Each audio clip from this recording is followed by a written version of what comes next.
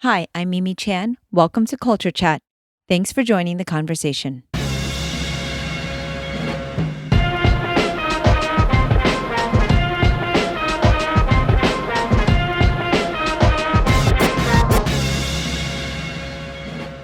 Hi everybody, welcome to Culture Chats. It is another amazing Tuesday and I am here with a co-host by the name of Oscar Agramonte. Some of you may know him. But basically we are talking about our world travels today, particularly food. So please go and eat if you haven't already, because this podcast is going to make you hungry. It makes me hungry actually thinking about it. So please make sure you are listening on a full stomach.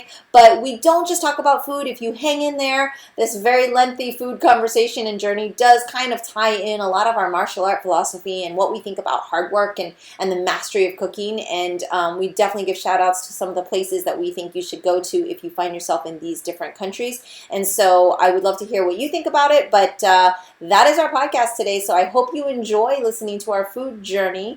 And as always, please share this podcast with others. I would really appreciate it. And if you can, just give me a rating and a little bit of love. Just write a quick review if you have not already. I would really appreciate it. That really helps this podcast expand and just get to more listeners, and that would be really great.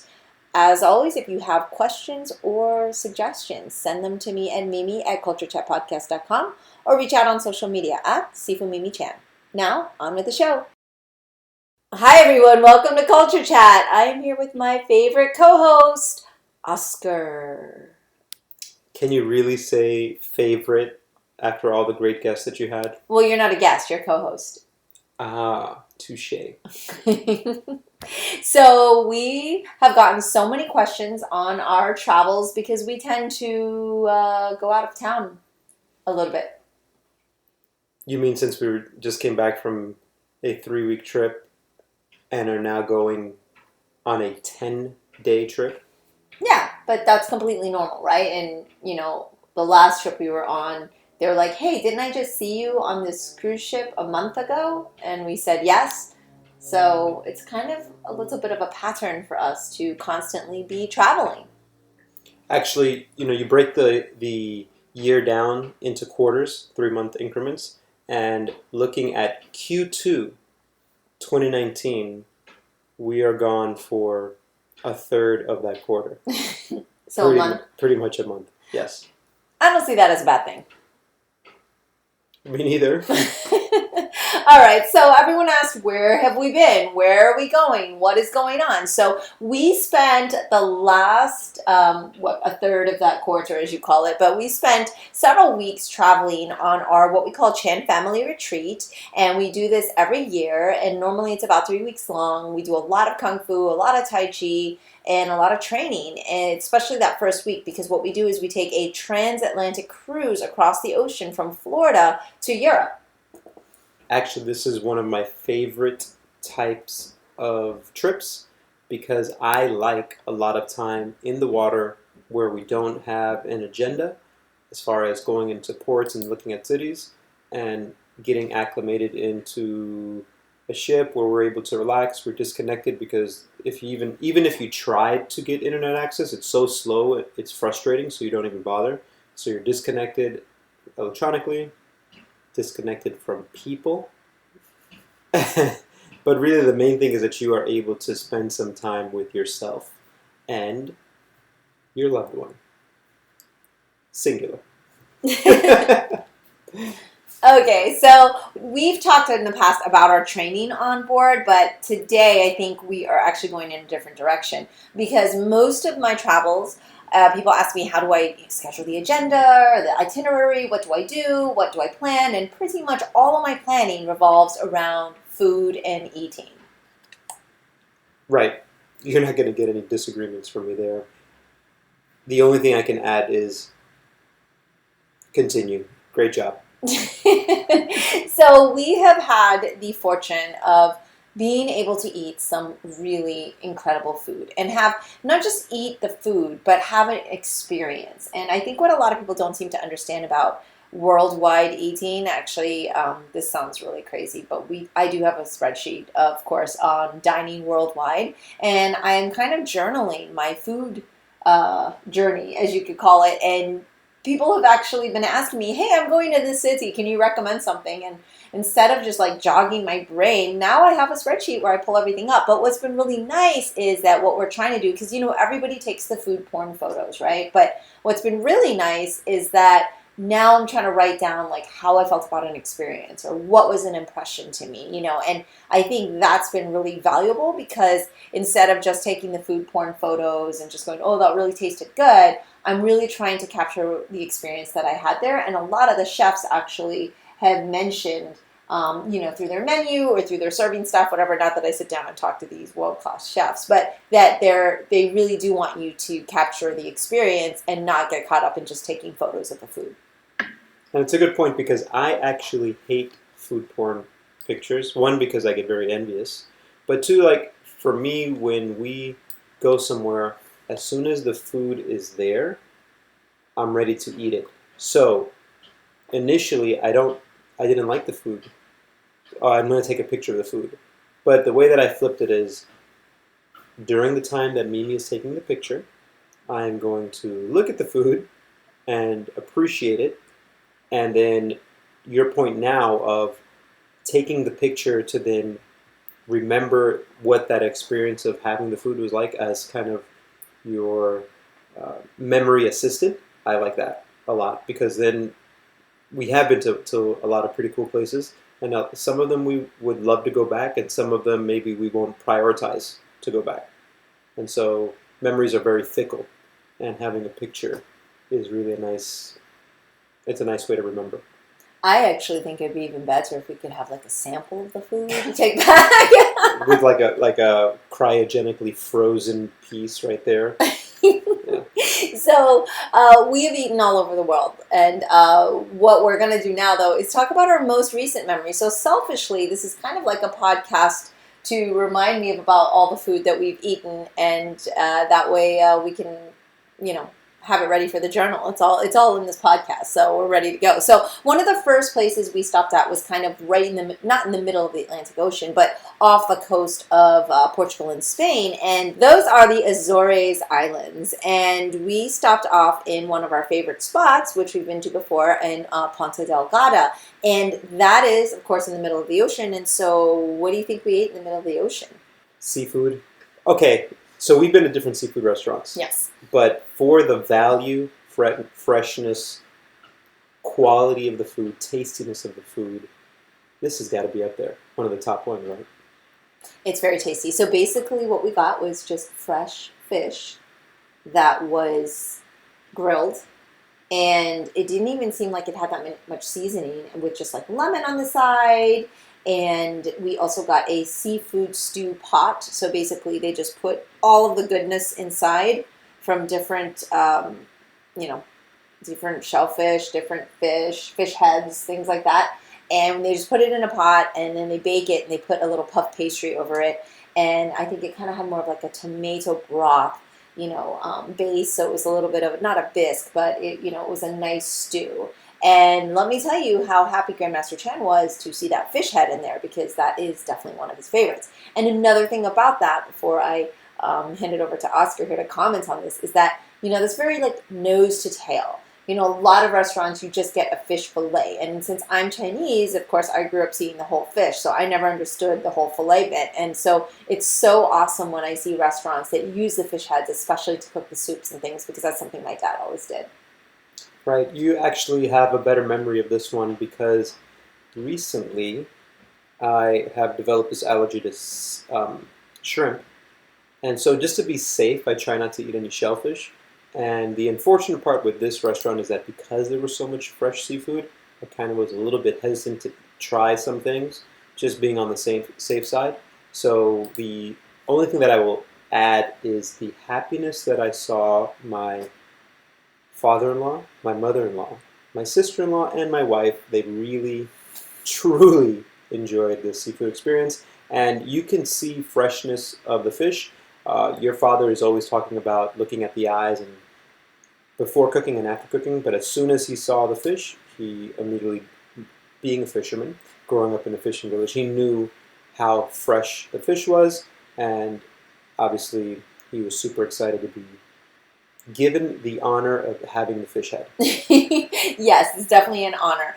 And so that was an amazing meal. And a little bit later, we're really going to kind of talk about more like the mastery of cooking as we kind of go into the culinary journey that is our trip. And so moving on from there, we did hit up a few more islands, but I would like to just jump right to our seventh continent, meaning Oscar and I finally touched down on the seventh continent for us, because as many of you listeners know, and if you haven't, you can go back and listen to our Antarctica experience, but we finally made it to Africa, and we definitely are going to go back and spend a little bit more time to explore that continent. But it was really nice to be able to check off that seventh continent, and we arrived in Casablanca.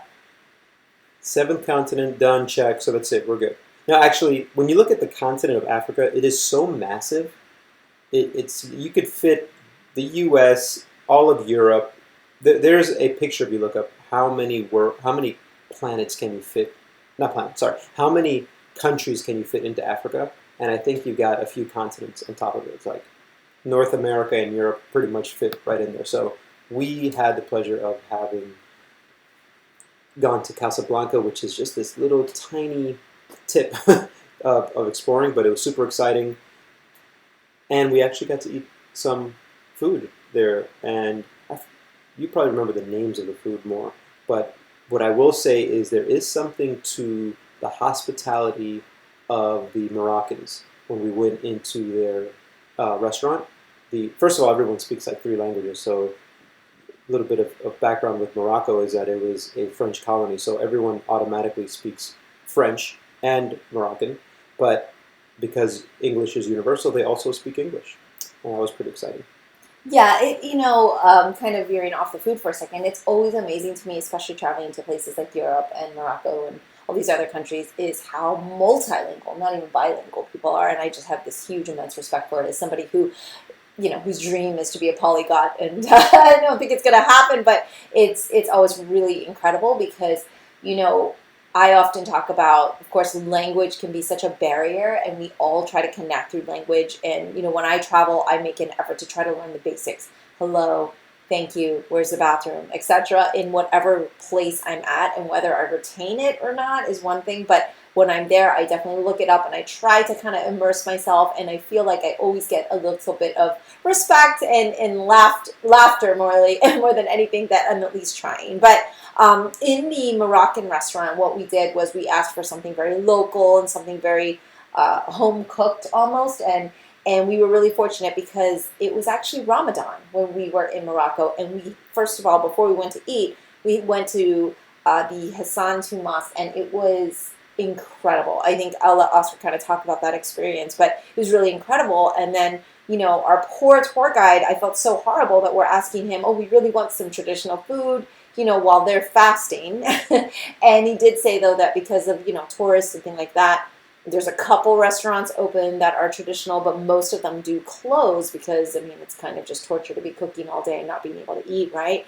And especially as it gets warmer and the sun, and the air and everything, like, the days are longer, it's much harder for them because, of course, they can't have water either. And I did do a podcast on Ramadan with a couple of my students who do observe Ramadan, and I learned a lot from them, so you can check that podcast out. But in terms of the food, we were in this restaurant, and they're all cooked in these, I don't know if I'm going to pronounce it right, but they're cooked in tagines, and it's basically like a clay pot with a lid on it that kind of looks like a Hershey's Kiss, and they're just like kind of delicious stews. There's always like different sauces. There's a little bit of like that turmeric base, and just different meats. So they'll do chicken, or they'll do a beef or a lamb, and they'll also do fish. So there was a lot of fish on these first few days, but that was all really delicious, and it was really nice to kind of taste that cuisine. Of course, they had dry dishes like couscous and things like that on the side, but I think just like Oscar said, that hospitality we got when we were in the restaurants was really what was kind of memorable for me. Yeah, it seemed like it was a family business. So either everyone there was related, who was working, or they just worked together so well that it seemed like a family business. The thing about that Moroccan food that really stood out were the colors. It was very colorful food, so obviously they use a lot of different spices, things that we're probably used to, turmeric and those type of cumin reddish and orange colors. The the dish that you're talking about, I think, was my favorite, which is called what again? It's cooked in a tagine, but I don't know what it's called. I don't know Right, right. the Actually, name of the dish. no, actually, okay, thank you. So you would call it chicken tagine or fish tagine. So I think you name the protein and then tagine, and then it's how it's cooked. And I wish that we had ordered only that, I guess. But it was a good experience because the couscous was couscous, and me. Funny, we traveled so much, but I didn't realize that couscous is basically just a white pasta that's chopped up very finely in the form of couscous, into that shape of almost like a rice type of material.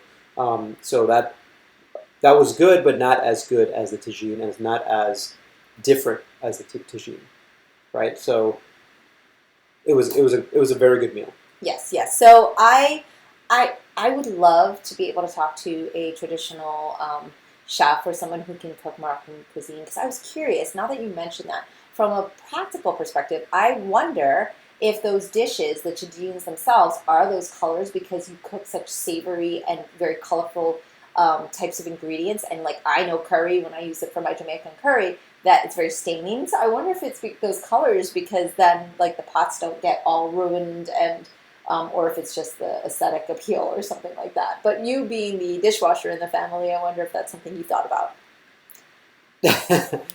What's funny is I don't think about, oh, this is changing the color or the color of the pot, but I'm thinking about flavors and things like that. And I always remember when we eat food like this is a weird segue, very weird tangent, is whenever we go to the dentist, and we don't drink coffee, you or I, but they always ask us, or tell us, you need to stop drinking coffee. And it's because we eat a lot of colorful food. That kind of stains your teeth. And I always say, listen, I'm not going to give up my curry or my turmeric or my colorful food. Just please clean my teeth. That's your job.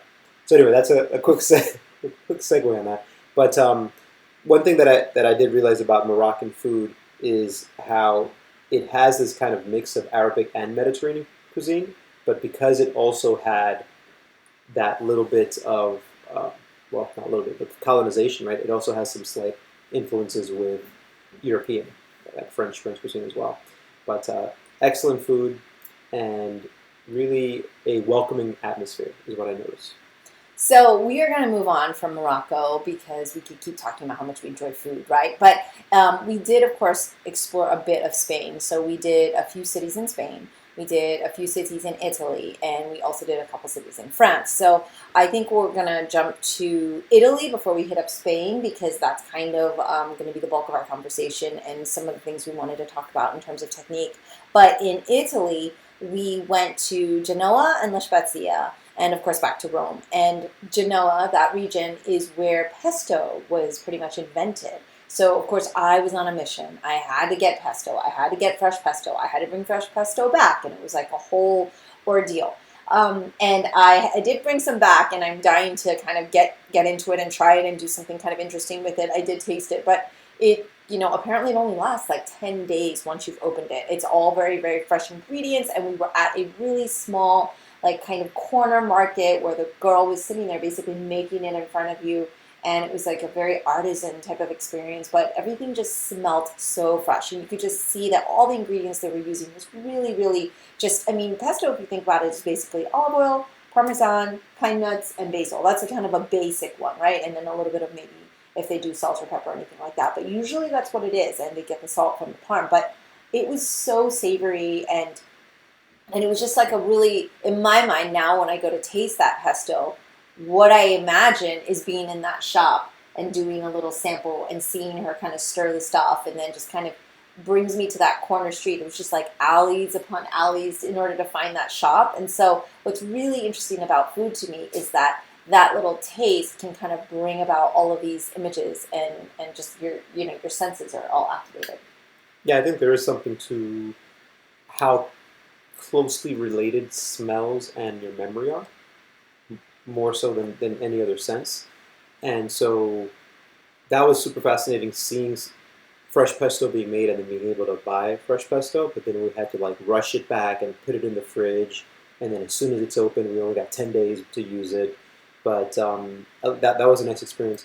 I think just another quick tangent is the experience of traveling to this place was we got to see the Ladies of the night. the colorful side of a port city. You assume, I guess, a place where a lot of sailors have gone to throughout the years. So we saw kind of the quote unquote red light district. We made a few at 10 a.m. At 10 a.m.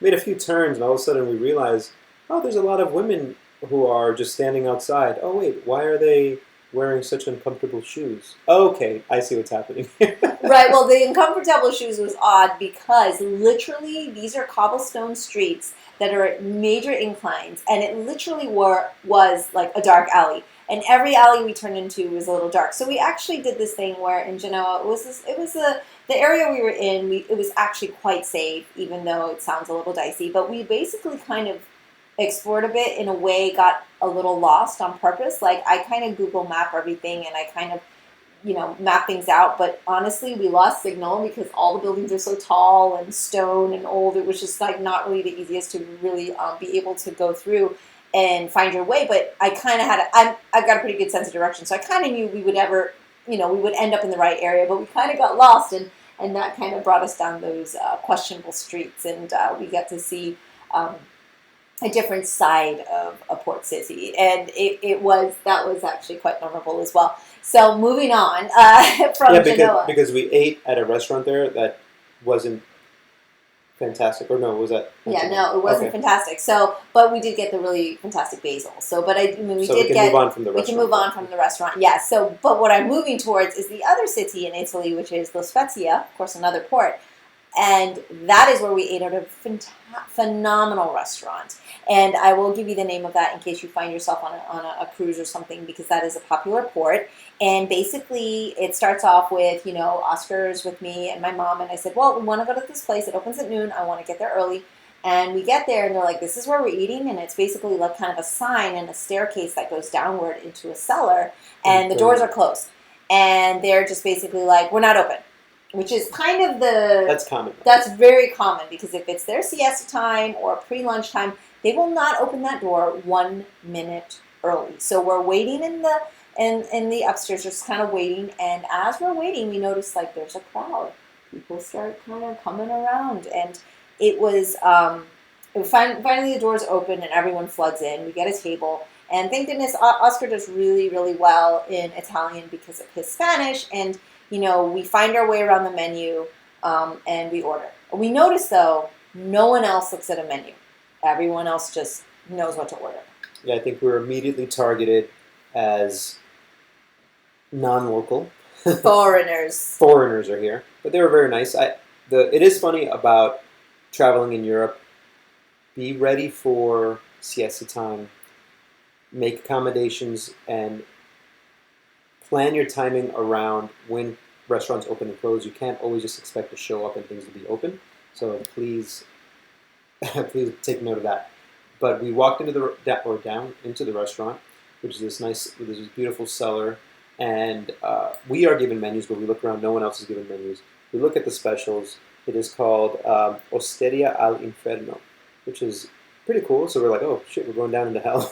but it's this beautiful restaurant where you see that it was brick inlay and pretty much looks like a shelter.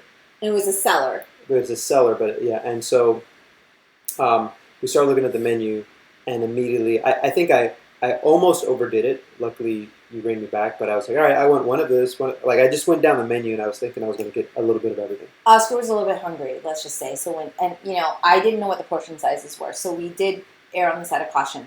But the food comes out, and it is phenomenal. We had some really incredible meals while we were on this trip. We had some 3-star Michelin restaurant meals. We had some hole-in-the-wall meals. We had some really good meals.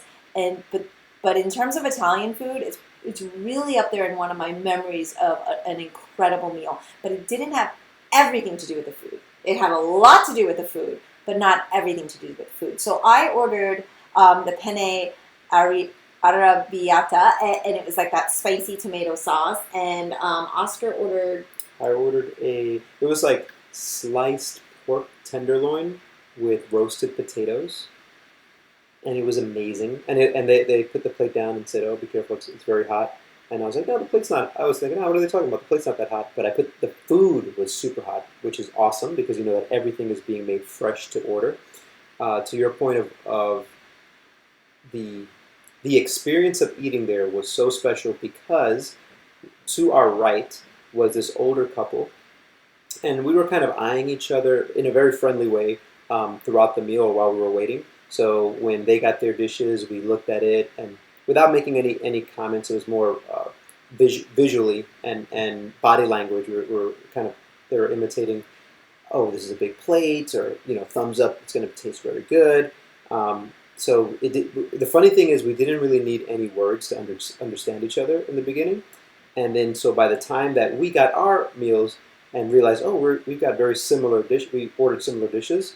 Then there was this kind of, oh, okay, we're in this together type of thing. And the really cool thing is that the gentleman there started wanting to communicate, and if you speak Italian slowly enough, and then I spoke Spanish slowly enough back to him, using our body language as well, we were able to. I understood him. I feel like 100%. Like I knew exactly what he was trying to say, and he and his wife knew exactly what I was trying to say, and we were able to kind of find out a little bit of history. And so it turns out that this place was a shelter for the bombs during World War II. If you know any history of World War II, Italy was the countryside and all the port cities were severely bombed by the Allies because, well, that's war. But and so he said, what you see outside, 90% of that was bombed. It was all rubble. This place was in operation continuously, family generation through generation since 1905, and this gentleman was 80 years old, and said that he remembers being led there to be in that shelter when it was a shelter. So it was a shelter and still a functioning restaurant during the war, which was really amazing. And then they really loved Mimi because the man just said he wanted to pay for Mimi's pasta dish, which was awesome. I mean, here's the thing: you want to find a way to connect with someone. You ask them about what they're passionate about, and you know, if you have an 80-year-old man from La Spezia, from his local area, and you are interested in the history of his place, and you enjoying the food of his homeland, you're going to make a connection with that person. So much so that when we told him that we were on a cruise ship and that we were leaving that day, him and his wife were upset because they said, oh, if you weren't leaving, I would invite you to my home. And, oh, let me pay for your dish. And of course, we couldn't do that because he was giving us like a free history lesson. So what made that experience so amazing was, yes, the food was awesome, but it was definitely the company as well. Without a doubt. I was, well, you know, listeners who know me and friends who know me know I really love elderly people. And so I just wanted to get up and give him a hug, which I got to do at the end. But him and his wife were just so unbelievably generous with their stories and their openness. And, you know, it's so much fun to me to communicate through food. And I often talk about food being the one thing that we all have in common. You know, it's something that really draws us all together. You know, language was technically a barrier. I mean, even Oscar was speaking kind of Spanish Italian. I mean, it didn't become a barrier because the food kind of brought us all together.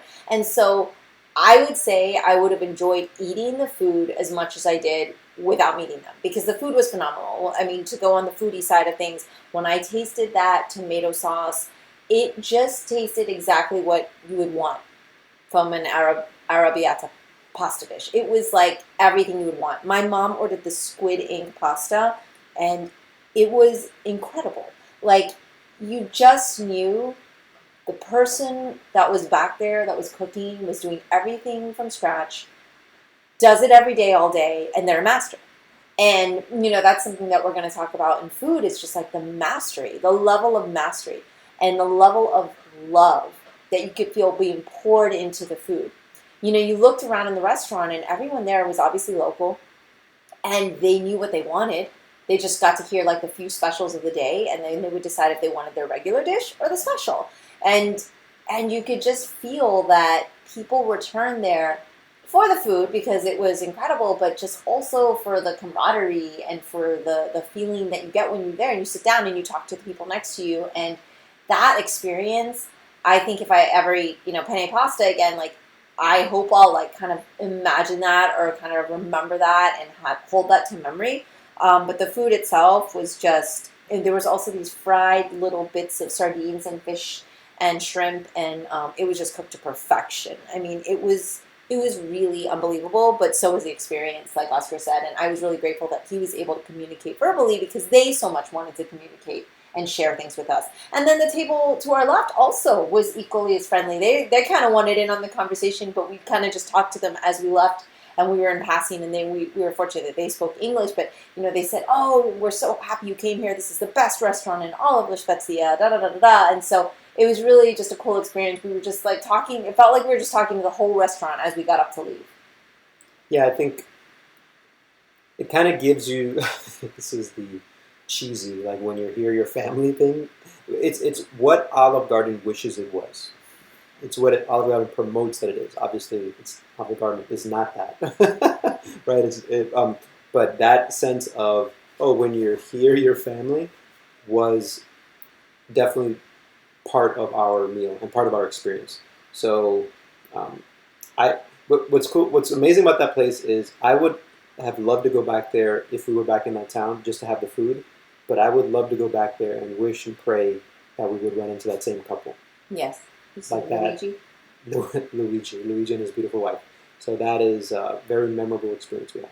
Yes, and so another really cool thing about being able to travel around the world is the connections, and new and old. So I have a very good friend who actually was a guest on my podcast, Roger Garcia. He's a film critic and was director of the Hong Kong Film Festival for several years. He and I have been missing each other for like the last 10 years. I was his co-host for a TV show called Inside Hong Kong back in the day, and I met him in like 1999 or something when I was filming a TV pilot. He was the executive producer, and we've just been really good friends ever since. But I have not seen him in maybe 10 years, and I have gone to Hong Kong several times, but he's always traveling the world. And we happened to be in France, in Cannes, during the Cannes Film Festival. And sure enough, my friend Roger was there working and attending the festival. And I said, well, let's meet for lunch. And we made it happen. And so, yeah, the meal was really good there as well. I don't know if you guys are going to think I only ate fish, but I actually ended up getting another whole fish, which was such a breath of fresh air. The food was really solid. It was good. But it was, again, about the experience. The fact that I was able to connect with somebody that I haven't been able to see in so long, catch up, be there in the Cannes Film Festival, very swanky city during this time of year, and just enjoy a good meal and company with a really close friend of mine was really magical. Yeah, the food was good. I think the company was better. We maybe walked into Cannes with rose-colored glasses looking at the city because the weather was nice and the city is quaint and it's got these shops and whatnot. And Roger has his own take on that city as far as the type of people that it attracts, especially, I guess, around this time of the festival. That differed slightly, but we didn't let that kind of... it was a very good perspective to get, and the best part about that was meeting... The best part about that day was meeting with him and getting to catch up with him because he's very, very cultured, very smart, very witty, and even intentionally or unintentionally, is just a very funny person. So. Yeah, so laughter is one of the best medicines and dishes. So we had a really great time there. I also had a really good gelato. That was also beautiful. I'm going to post all these things so you guys can drool as well, because why not post the food porn? We have it. But we have true stories to go along with it, guys. So we're trying to be a little less shallow about it. All right, so now we need to move on because we're going to what I call the big three, right? So we also went back to Barcelona, and this is a city that Oscar and I have said many times it's a city we can continue to go back to. Yes, La Sagrada and Gaudi and blah, blah, blah is all there, but we go back, hands down, for the food. If there was one city in Europe that I have been to, and anyone asks me, oh, what's the city you like? Or people always ask us, hey, what's the city that you like from everywhere that we've been. And I always bring up Barcelona because you can get there fairly inexpensively. You can eat there fairly inexpensively, but the food it's just awesome. The food is, it's definitely, I don't know if you could say it's a food country or a food city, but Barcelona, if you like food, that is the place to go. So it's so hard to dissect this one because you can eat in Barcelona and eat really well for like 20 euros for two people with a glass of wine. And then you can spend like $3 to $4+ per person and have an incredible meal and experience as well. So it kind of depends what experience you're looking for. Naturally, everyone would be going, well, why would I spend $300 or $400 a person versus just 25 euros for two people? And I'm going to tell you why actually right now, because each moment kind of deserves that different memory and that different experience. And I feel like all of them have value. And so being a foodie, we roll up into my very well-researched plan. And one of the places I wanted to go to, so just to give you a little backstory, is we basically took a cruise over to Europe. We got off that boat and we jumped on another boat to cruise around the Mediterranean and come back to Barcelona. So we had 2 kind of full days in Barcelona. So we get off the boat and at 6:30 a.m. La Buqueria Market opens, which is a farmers market. Also vendors sell there. Also they have tapas bars there, not topless, tapas. And they open at like 6:30 or 7 in the morning. And I'm like, all right, we need to get off the boat at 8. We need to get to the Pinoxio bar. We need to be there. I need to eat this food. This has been on my list for a really long time. And we get to Pinoxio bar, and I don't even know if I'm saying it right, and there's 2 seats all the way at the end of the bar. And this is like at 9:30 in the morning. Okay, people are drinking for real. People are eating. Like, you're not just seeing like croissants and like little cheese. Like people have full on steaming hot dishes. But this place is packed. There's people standing behind people at the bar. And when I say bar, it's just like a bar stool, like it's a small little counter, and it's kind of an outdoor feel with a kitchen that you can see basically just like 3 burners going on, and just it's a very small setup. And basically, we find our way in and we get seated right away. And the menu's up on the board, and it's all in Catalan, actually. It's not even in Spanish, right? It's in Catalan. And so Yeah, I had no idea what anything meant. And so we're like, well, shoot. I mean, we're lucky we even got a seat. And smell, like he said, the olfactory senses is the most powerful. Like, we will always have these memories. But, basically we had no idea what to do. They're like, all right, what do you want? Because, you feel very, like, touch and go because it's kind of a rushed experience. It's, like, at the market. It's crazy. And I just let Oscar take over from there because, of course, he at least speaks Spanish. So first of all, that market, you want to talk about world-class markets as far as quality, a variety of different types of food to get. That place is amazing. You can just walk around. You could spend all day there. Eat, walk around, walking around will get you hungry, eat some more, repeat.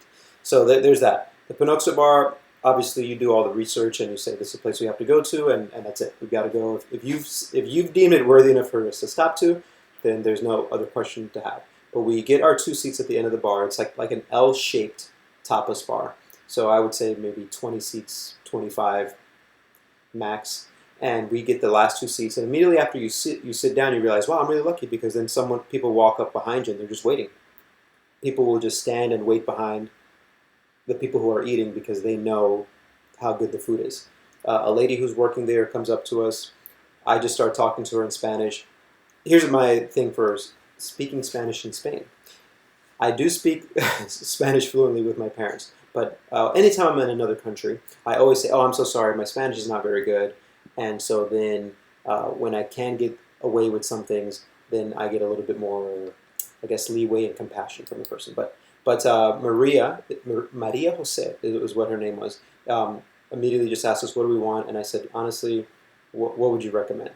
And she's like, I don't know. And then I remember telling her, well, the thing is, my wife's really excited to be here because we're only here for just this morning, and then we got to get back on the ship. And so we're not sure what to get. And she's like, you can't eat that way. You have to be... Oh, no, she didn't say that. She said, okay, if you're going to eat here, you need to open up your mind, because you can't eat and look up, okay, what's the most popular dish? Just be open to eating whatever whatever speaks to you. And so we said, well, what are popular dishes? And the first thing she mentioned was oxtail. And we're like, all right, cool, put us down for that because we love oxtail. Let's just try it out. And the other thing she mentioned was the cheeks. Not the butt cheeks, the face cheeks of the cow. And that ended up being just, I don't even know what the words are, delicious, gooey, flavored chewiness. All right, so right now Oscar's about to pass out because his memory of this is kind of overwhelming him. It was his favorite dish. So she gets us the beef cheeks, and it is basically a stew. It is in a brown sauce. It is all sorts of flavors. There's gelatinous components to it, and very small bits of meat, and it just came in a little plate, and they just threw down 2 crusty pieces of bread, and we've been trying to kind of stay from the gluten lately, but we just went to town. I'm not gonna lie, it was on. The scent, the smells, the freshness, it was just all incredible. And so another really popular thing in Spain are garbanzo beans. And so she also put down just like kind of a fresh plate of garbanzo beans that was like sauteed, and it was just like this opposing dish to that. It was like light and just it's really soft. odd because to me, I love things that are very savory and seasoned. And on one hand, it was one of the most savory things I've ever tasted. But on the other hand, it felt so simplistic in nature that it didn't even feel like it had very much seasoning at all. It felt like olive oil and salt. I'm like, but how could this be? How could this just be so simply seasoned, yet be so savory and tasty? So like the flavor profile was absolutely out of this world. So then we ate a couple more things, and, if everyone's drooling now, wait till you see the photos. Then we look over to our left, and there's this couple. And, you're literally, like, almost on top of each other at this bar, but everybody kind of, is totally cool with it because that's what we're there for. And they're eating this dessert. I look over, and I'm like, you know what, Oscar? We're getting back on the boat. Actually, at 1 o'clock, because it was like 10. I'm like, at 1 o'clock, we actually have an appointment at Bar Cañete, which is down the street, and it's like one of those, it's kind of been rated really good, and it's another tapas bar. It's a totally different experience. It's indoor. I don't want to overeat, so let's just skip the dessert, right? So we kind of agree we're going to skip the dessert, and Maria comes over. Anything else? And we're like, we're okay. And the guy next to Oscar turns and he's like, yeah, no, you have to have this croissant. Right, so a couple of things. I don't do too good of a job of describing flavor profiles. However, if you take anything from this little piece of the podcast is once you cook a dish, if at home, if you take some very high quality olive oil and sea salt and just sprinkle a little bit of both at the end, right before you serve, or you serve the dish on the plate and you just put it on top, that adds a ton. That's one thing. This dessert, okay, so we have been trying to be a little bit more gluten free, and I always kind of play along, and what I say outside is, no, I'm okay, but deep down, I wanted that dessert really bad, and the lady Maria Jose said, no, this is super light. This is very, very light dessert. You have to have it. And they take this huge thing and they just cut it in half, so we split it. And so if I could, now I will describe what it tastes like. If you can imagine a beautiful angel and the beauty of an angel, and let's just say that you murdered this angel and stuffed it in a cake. It's a baby angel cake, people. It tastes like what heaven is supposed to taste like. All right, I don't think everyone's definition of what heaven is supposed to taste like is a murdered angel. But anyways, when I turned to the guy on the left and I said, it tastes like heaven, I think it came across a little differently. Luckily, Oscar translated that instead of his murdered angel story, but it really did. It was the airiest and lightest croissant that I had ever had. And I'm not even a croissant person. And it wasn't even that overly sweet. But then the inside had this custard that was absolutely delicious. And, in the Chinese bakeries, they actually have a lot of things that have custard inside, and it's in a bao, right? So a lot of people know about baos. And those are good, and I've seen them do things in a flaky crust as well, whatever. But this is by far the best croissant I have ever had. So good that when we came back the following week, this was not in our plan. And I said, look, we had a huge lunch and a huge dinner planned for that day that we got back to Barcelona. And I'm like, I don't care. We need to go to Bar Panocsto right when we land, and I need that croissant, but that's all we're having. We're not going to order anything else. Yeah, that didn't happen. We did go back the following week, and we ate again. Oscar, we sat down, and you feel so high pressure because you don't know what's going on. We found again like the last two seats at the bar, and the gentleman there was like, "What do you want?" And Oscar's like, "The beef cheeks." You're right. It's sort of like we have this, you go into a fight with Mike Tyson with a plan and then you get punched in the face. Everyone's got a plan until they get punched in the face. So this guy's just like, what do you want? Beef cheeks. And I was like, oh, shoot. I know there's other options, or we were only going to get the croissant. Oh, well, we'll just get the beef cheeks. Yeah, and then it went on. So then we ended up getting the squid with the garbanzo beans, and Oh, that was absolutely incredible. It was one of my favorite things. So here we are, just gluttony. And one more croissant. And then, of course, we got our croissant. So that is Bar Panocsto. I highly recommend it. On the week before, we did go to another tapas bar, Bar Cañete. I can't recommend it enough. We didn't try a million different dishes, but they were all very savory, all very delicious, top notch. If you want that kind of experience, it's the same thing where people line up around the corner waiting for this place to open. You must have a reservation at this bar, Cañete. Bar Panocsto, you just got to wing it. You just got to be really lucky or go very early in the morning would be my advice. But the food was just absolutely incredible. So, like I said, we did kind of swing back around and end up back in Barcelona the week after for round 2. And Maria, she recognized Oscar, and it was really cool because I got some photos. And there's actually, I love places that have history. Like here we are at something that looks like a market stall, and that place also has history. Yeah, multi-generational. They started off, I forget the exact year, but the generations were there, father, son, Maria Jose had married into the family, the kids, all of them. It's another one of those places where it lives up to the hype. But the thing is, I guess, I didn't really know about the hype, I just trusted Mimi's advice on it, but apparently it's very well known, and it definitely lived up to the hype. And not just the food, but the people. The people who work there, awesome. And because you have to be lucky or almost fight to get into that stool, once you're sitting down, it's kind of like you're in your own little tribe. And you're looking around, and we're all nodding at each other. And you're giving advice, and people are giving you advice on things to eat. So that is, I don't know, that's probably one of my top places that I've ever eaten. And it's just an inexpensive tapas bar when you think about it. Yeah.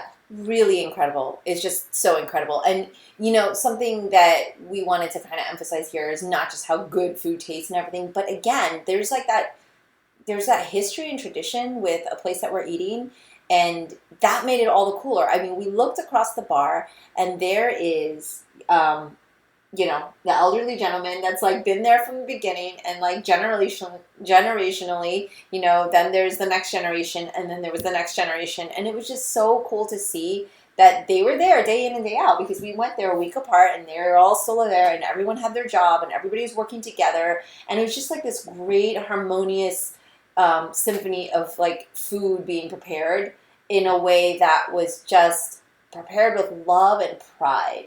You could see they took pride in their food, and they are very recognized. Some of the top chefs in Barcelona eat there. That's who actually told me. I researched that type of thing, and they're like, oh, that's where we go to eat. So yes, very great economically, and the experience is amazing, but the food is absolutely incredible. But beyond that, there's just so much depth. And so in addition to that, like I had said, we had a really huge day planned. We had a 3-star Michelin dinner planned, and then I had somehow was able to get a lunch reservation at one of the quote unquote 50 world's best restaurant. This is the brothers that are super famous there. They did I think it's the El Berry restaurant, and they're just the Adria brothers, that's who it is. And basically this is the type of thing that's in a bit, I can't remember when I'm releasing this podcast, but getting into Comic-Con is a draw. It's like a lotto. So trying to get tickets at tickets is impossible. Basically, you log onto the website, and within 1 minute, all the reservations are booked. Somehow, by some miracle, my server didn't fail me, and I got a reservation. So we go to tickets, and it is like a carnival of food is how I would kind of describe it. Like literally you walk in and you feel like you're in a carnival. It's very casual. The food is very inventive and different and tasty, and all the bites are really small.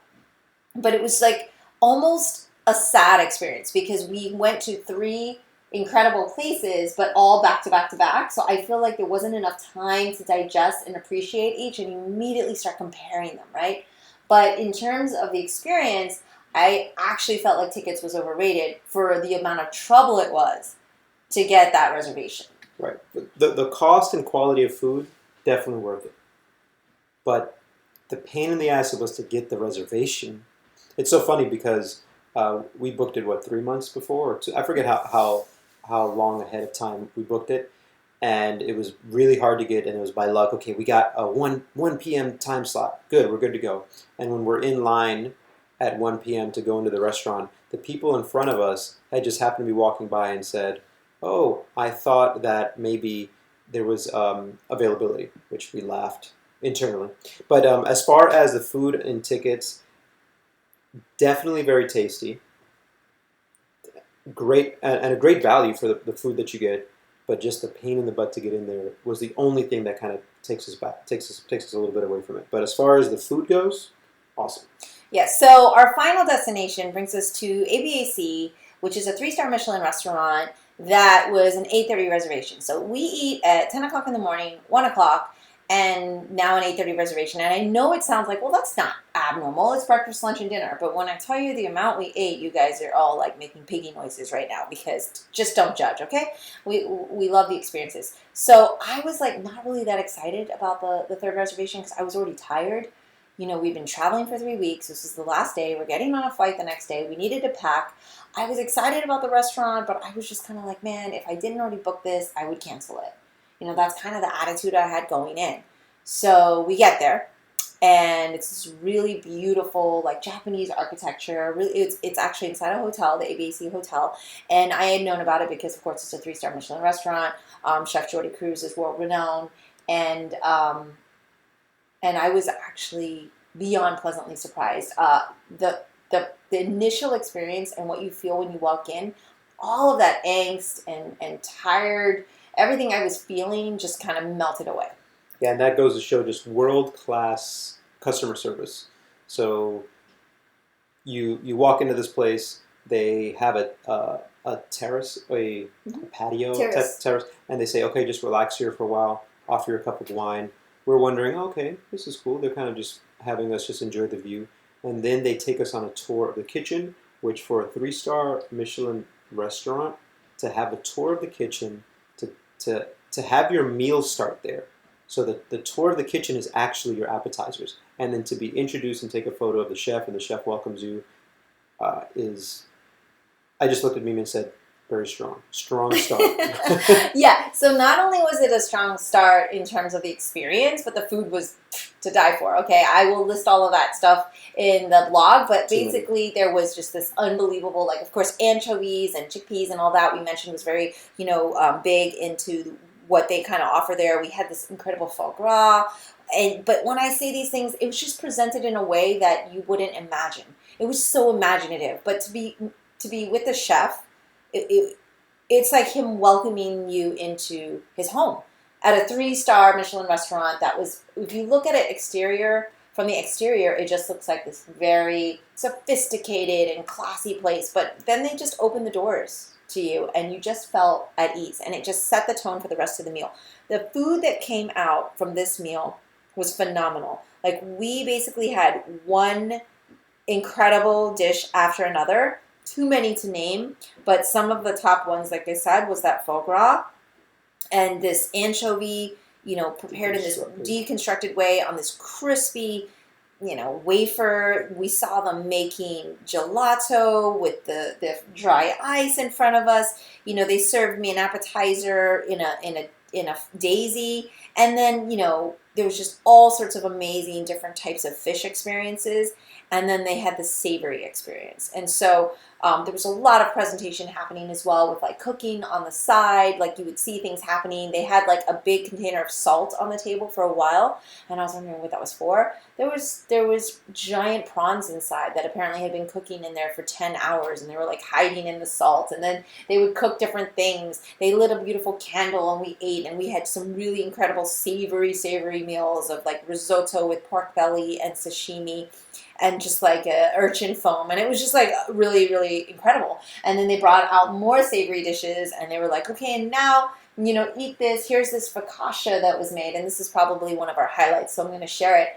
And they're like, oh, that candle that's melting is made out of the Iberian ham fat. So the wax that was melting was not wax, it was Iberian ham fat, and we needed to soak up the fat with the focaccia, and it was unbelievable. Okay, this meal was like a 4-hour meal, so we cannot go into it in too much detail.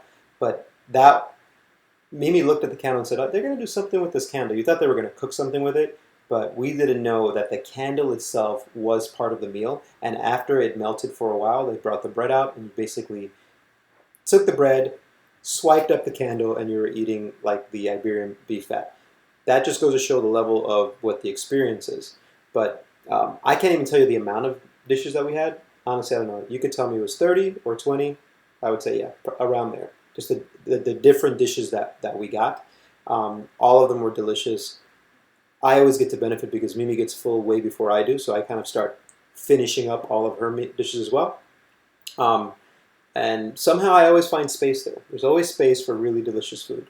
But I do want to circle back to something that you said at the beginning, which is, why would you, if you recommend a place to a city to go eat and say, oh, I can recommend $20, €20, or I could recommend a 200 plus per person euro. Why would you want to do that? And you can't, it's all about perspective. So you can't say that you really enjoy something unless you've tried almost the direct opposite of it. So if you go to a low-key, inexpensive tapas bar, but then also go to a higher-end, expensive one, then you have the opportunity to compare both and really make a valid comparison. Otherwise, you're just saying, no, I like the food that's cheap, or I only like the food that's expensive, right? And I think that's the thing that is also ties into traveling, right?